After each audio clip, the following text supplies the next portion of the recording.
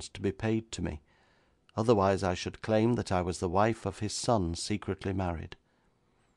This, placing pen and ink before me, he compelled me to sign, and when I had done so, pleading to be allowed to see my husband, if only for a moment, I thought he was going to strike me, for he shook his fist in my face and used words which were appalling to hear. That was the last I ever saw of Lord Rantremly, my husband, the clergyman, or the butler. I was at once sent off to London with my belongings, the butler himself buying my ticket and flinging a handful of sovereigns into my lap as the train moved out. Here the woman stopped, buried her face in her hands, and began to weep.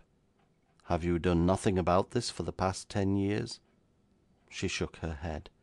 "What could I do?" she gasped. "I had little money and no friends. Who would believe my story? Besides this, Lord Rantremly retained possession of a letter signed by myself that would convict me of attempted blackmail, while the butler would swear to anything against me." "You have no marriage certificate, of course?" "No." "What has become of the clergyman?" "I do not know." "And what of Lord Rantremly's son?" "It was announced that he had gone on a voyage to Australia for his health in a sailing ship, which was wrecked on the African coast, and everyone on board lost." "What is your own theory?"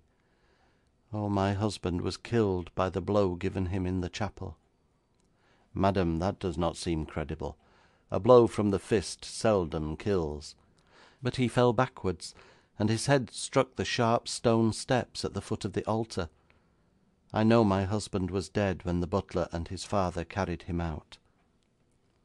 "You think the clergyman was also murdered?"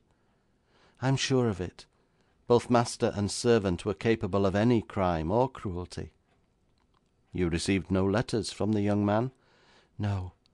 You see, during our short friendship we were constantly together, and there was no need of correspondence." "Well, madam, what do you expect of me?" "I hoped you would investigate, and find perhaps where Reginald and the clergyman are buried. I realise that I have no proof, but in that way my strange story will be corroborated." I leaned back in my chair and looked at her. Truth to tell, I only partially credited her story myself, and yet I was positive she believed every word of it.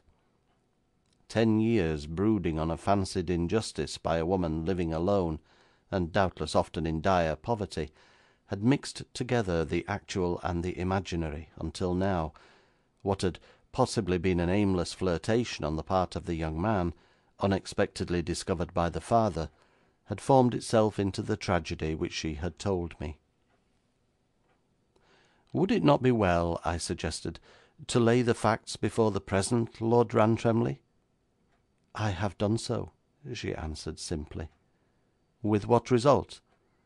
"His lordship said my story was preposterous. In examining the late lord's private papers, he discovered the letter which I typed and signed. He said very coldly that the fact that I had waited until everyone who could corroborate or deny my story was dead, united with the improbability of the narrative itself, would very likely consign me to prison if I made public a statement so incredible." "Well, you know, madam, I think his lordship is right." "He offered me an annuity of £50, which I refused." "In that refusal, madam, I think you are wrong. If you take my advice, you will accept the annuity." The woman rose slowly to her feet. "It is not money I am after," she said, "although, God knows, I have often been in sore need of it. But I am the Countess of Rantremly, and I wish my right to that name acknowledged. My character has been under an impalpable shadow for 10 years. On several occasions mysterious hints have reached me that in some manner I left the castle under a cloud. If Lord Rantremly will destroy the letter which I was compelled to write under duress, and if he will give me written acknowledgment that there was nothing to be alleged against me during my stay in the castle, he may enjoy his money in peace for all of me. I want none of it." "Have you asked him to do this?" "Yes. He refuses to give up or destroy the letter. although I told him in what circumstances it had been written. But desiring to be fair, he said he would allow me £1 a week for life, entirely through his own generosity.' 'And this you refused?' 'Yes, I refused.' 'Madam, I regret to say that I cannot see my way to do anything with regard to what I admit is very unjust usage. We have absolutely nothing to go upon except your unsupported word. Lord Rantremly was perfectly right when he said no one would credit your story. I could not go down to Rantremly Castle and make investigations there. I should have no right upon the premises at all, and would get into instant trouble as an interfering trespasser. I beg you to heed my advice and accept the annuity.' Sophia Brooks, with that mild obstinacy of which I had received indications during her recital, slowly shook her head. 'You have been very kind to listen for so long,' she said, and then, with a curt 'Good day,' turned and left the room. On the sheet of paper underneath her address I wrote this prophecy: 'Before the week is out, I predict that Lord Rantremly himself will call to see me.' Next morning, at almost the same hour that Miss Brooks had arrived the day before, the Earl of Rantremly's card was brought in to me. His lordship proved to be an abrupt, ill-mannered, dapper businessman. Purse-proud, I should call him, as there was every reason he should be, for he had earned his own fortune. He was doubtless equally proud of his new title, which he was trying to live up to, assuming now and then a haughty, domineering attitude, and again relapsing into the keen, incisive manner of the man of affairs, shrewd financial sense waging a constant struggle with the glamour of an ancient name.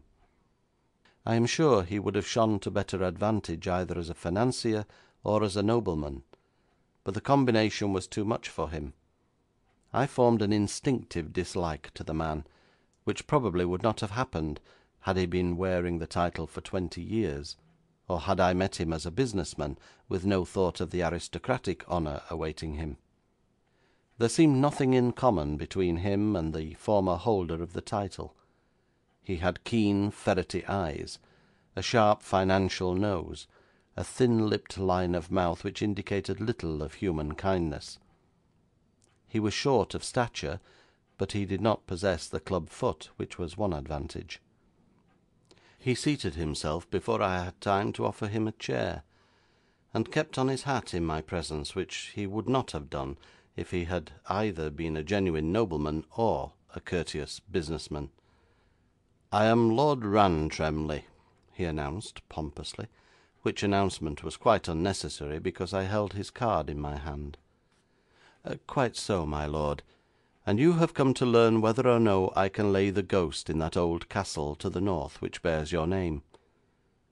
'Well, I'm blessed!' cried his lordship, agape. 'How could you guess that?' 'Oh, it is not a guess, but rather a choice of two objects, either of which might bring you to my rooms.